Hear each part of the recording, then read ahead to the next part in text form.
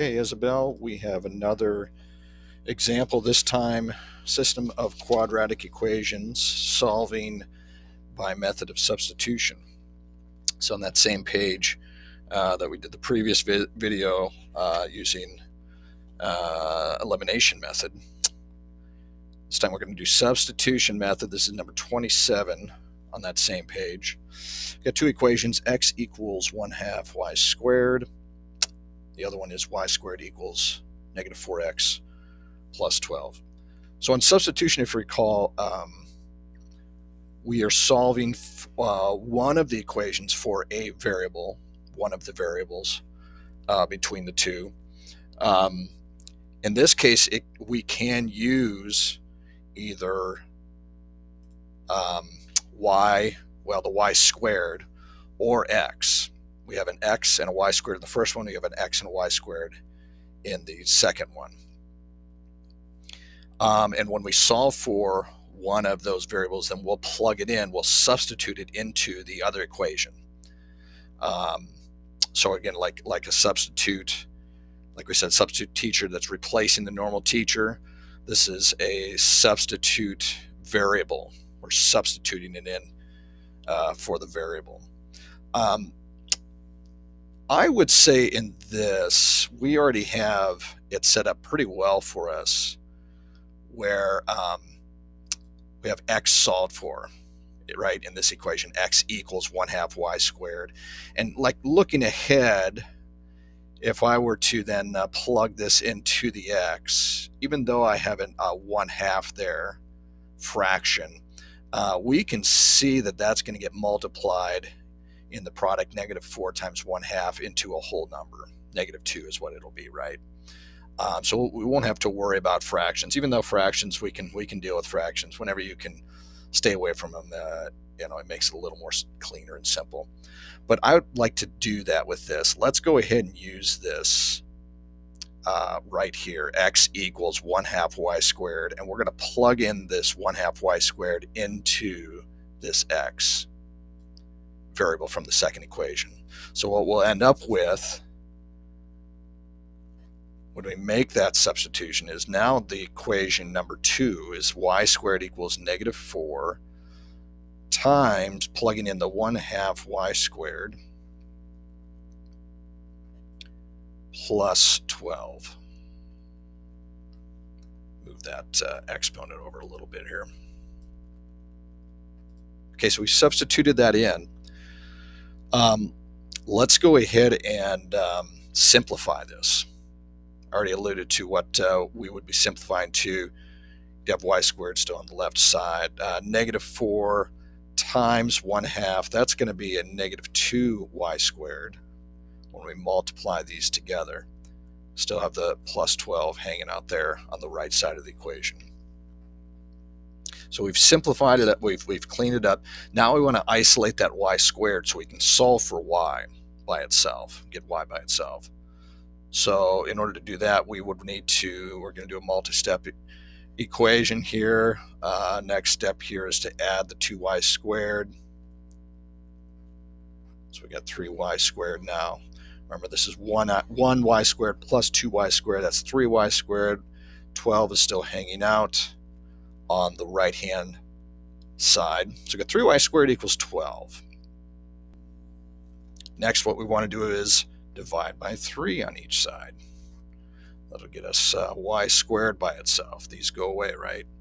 1 over 1. 12 over 3, 12 divided by 3. Y squared equals 4.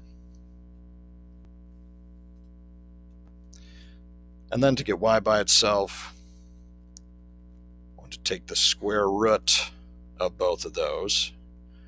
End up with y equals 2. But remember, when we get the square root of a variable, we're going to have a plus or minus. This could be plus or minus.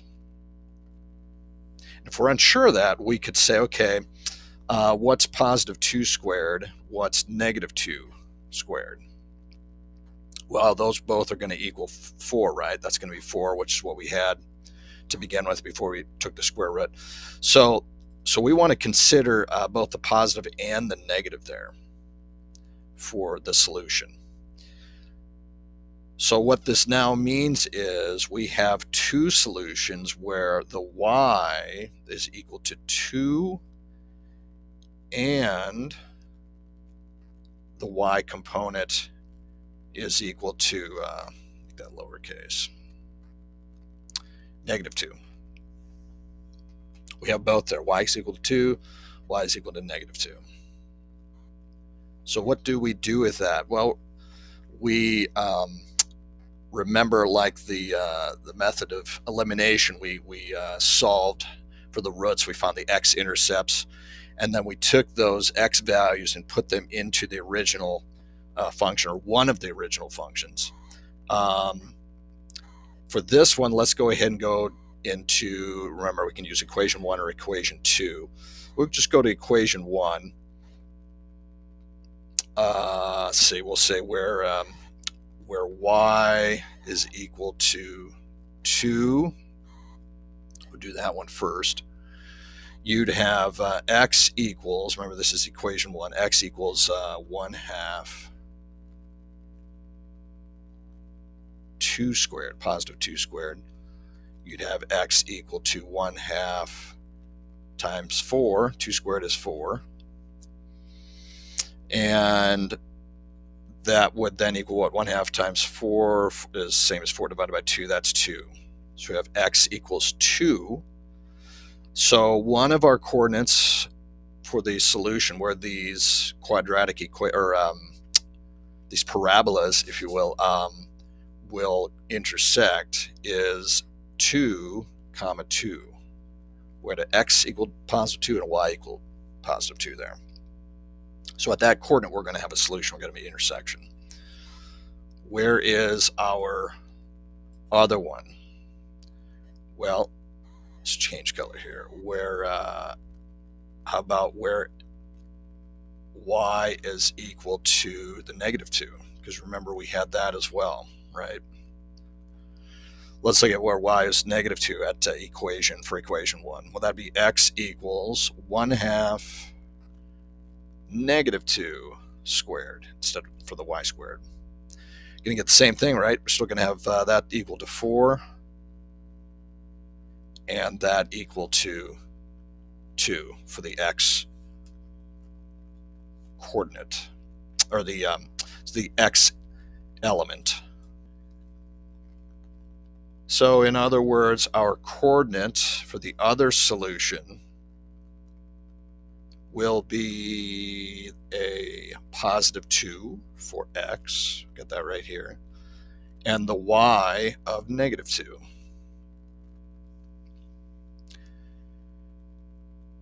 So these are our two solutions, 2, 2, and 2, -2. What's that look like on the graphing calculator when we graph these out?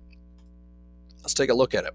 Here they are in all their glory.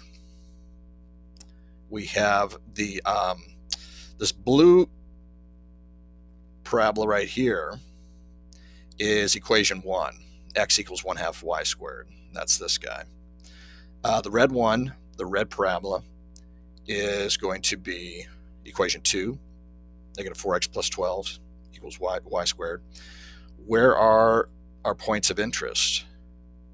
Let's click on it here. 2, -2, that was one of our solutions, right? The other one, 2, +2. And we're done.